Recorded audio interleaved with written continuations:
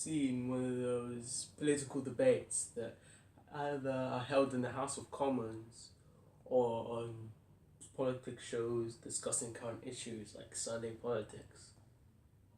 If you're anything like me, you think, oh yeah, they're just promising things that are gonna happen in 2020, and then they're gonna push them back to 2025, and then they're just gonna carry on doing that, or they're just standing up on the podiums, just being rude to each other, firing remarks at each other. Well, believe it or not, that there's reason behind this, and it also has great importance to to the to the state of the country as a whole. If take Winston Churchill for example, as Prime Minister at the time, he was faced with a tough decision to choose between his troops, who were who were loyal to him and fought for the cause of Britain, or the civilians who were who all the people of Britain. And although the logical decision may have been to save the civilians and win the war, then save the troops, it wasn't that easy for him, because many civilians were expecting him to win the war and then they could go and see their families, and he knew that if he chose the civilians over the troops, that he that those promises will not be fulfilled and many families would be broken up. But he had to go with the decision to send out the troops to raid the German base, because if these troops returned, then Britain would only be able to return for a short amount of time, and then all these people, they would have all died anyways. So it was better for him to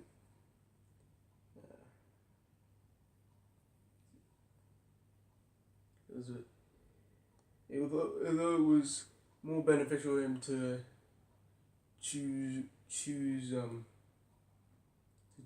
the civilians, it was still hard for him because of his responsibility as Prime Minister. Because of his responsibilities as Prime Minister, and all the expectations of the civilians, and then the troops may be looking forward to come back home, and sending them on like a kamikaze-ish suicidal mission may lower their morale, and just small things like that. Another example of this is John F. Kennedy.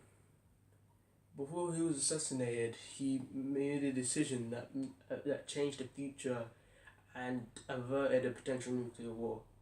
His advisors, when faced with a Cuban Missile Crisis, fired ideas at him, but they were very reckless and they'd probably lead to nuclear war in the future. So he took it upon himself to solve this crisis without causing war.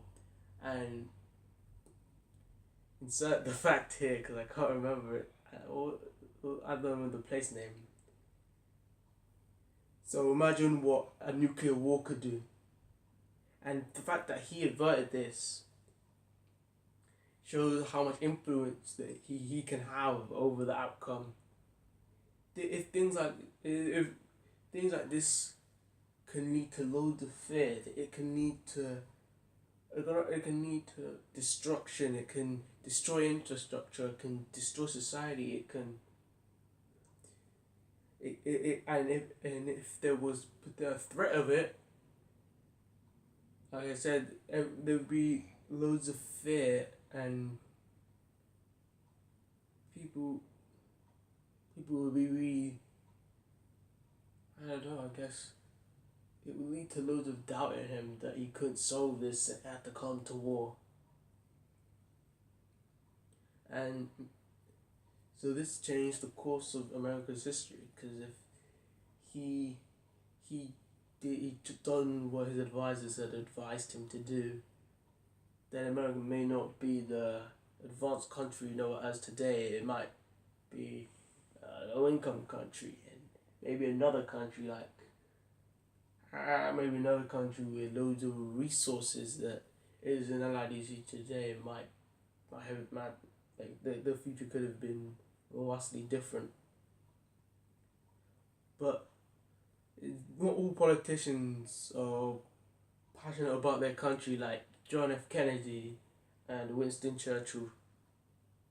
People such as President al Bashir of Sudan, who were responsible for the mass genocide due to civil war.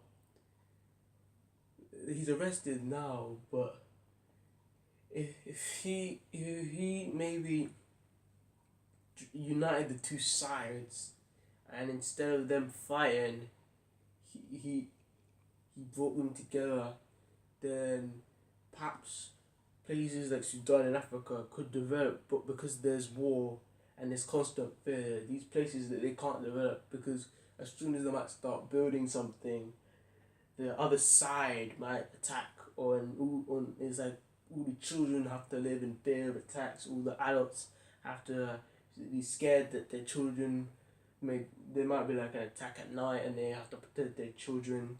And then there might be like a scarce amount of food, because one area is ruled by one area is ruled with beliefs, and if anyone from the other side goes in, bad things will happen to them. And if the president didn't support this, or wasn't responsible for this, it probably could have changed the future again. And this is a deal of how the politicians, they can change anything. They can change the future. They even have the power to hide information from the public.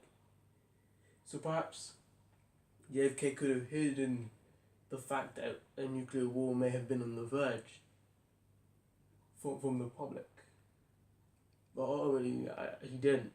But if he did, then he could have saved these people with them unknowingly. They might have just gone about their daily lives thinking everything was fine, when really America was on the verge of nuclear war. It's the same with countries like Sudan.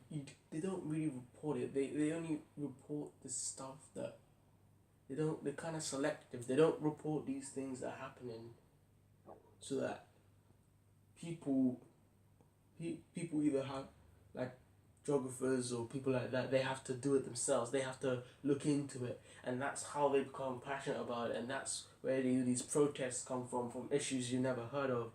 And I'm just sitting there with eating my breakfast, and some politics shows on TV, and I'm like, wait, when did this happen? What, there's a civil war? Why didn't they tell us about this? And whenever we're in geography, maybe some of my friends are like, "What? All these poor countries and all these case studies." My friends were like, but why are you helping them? Why aren't we helping them? We're a rich country. We have money. Why aren't we helping them? But the thing is with poor countries as well is that people like Al Bashir, like I've mentioned, because they're very selfish and they want everything for their own gain, they'll misuse the money. So they have to aid them in a way that's called bilateral aid, which is essentially aiding them but with strings attached. And because these strings are attached, even if these countries develop and they make a large amount of profit from the aid, because they're able to, like, grow more crops, they're able to get clean food and water, it doesn't matter, because they're in debt to this huge company. And maybe it could be that they want a third of their produce, or they want a third of the clothes they make, or it could be that they just want the money paid back. And because these people, they have to pay back the money, that just puts them back on square one. Anyways, I'm going on a tangent now. So as I was saying, people like President Al Bashir, people like him, they can destroy a country. Even if Sudan in Africa was like an advanced country, it was like Britain, if he caused the civil war, it could have run it down to where there's nothing left. And politicians can not only misuse money, they can not only do these misuse money, They can not only cause civil war, they can not only incite war. They can also steal money and for federal money, like William Boss Tweed. He was a New York State governor, I believe, and he was involved in a corruption ring which stole at least $1 billion in today's money. That $1 billion could have gone to help Sudan. It could have gone just to help maybe the poor areas in America. It could have gone to help South America. But because this money was stolen and used by this ring for their personal gain, and he used his power to steal this money, it's gone probably to buy luxurious things that they don't really need. So, in conclusion, the politicians, or the idea of politicians themselves, is not really corrupt. Like, having politicians is not corrupt, but people's personalities can make them corrupt in the role of the politician. So, you should pick wisely who you vote for, because that vote could be either the use or abuse of power. Insert clap here.